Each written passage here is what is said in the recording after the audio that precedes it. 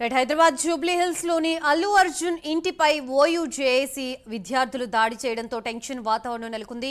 ఇంటి ఆవరణలో పూల కుండీలను విద్యార్థి నాయకులు ధ్వంసం చేశారు. సంధ్యా థియేటర్ ఘటనలో చనిపోయిన రేవతి కుటుంబానికి న్యాయం చేయాలని నినాదాలు చేశారు.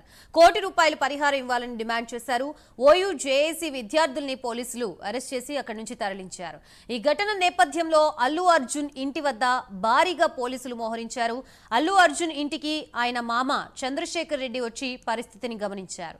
ఇంటిపై దాడి వివరాల్ని సిబ్బందిని అడిగి తెలుసుకున్నారు.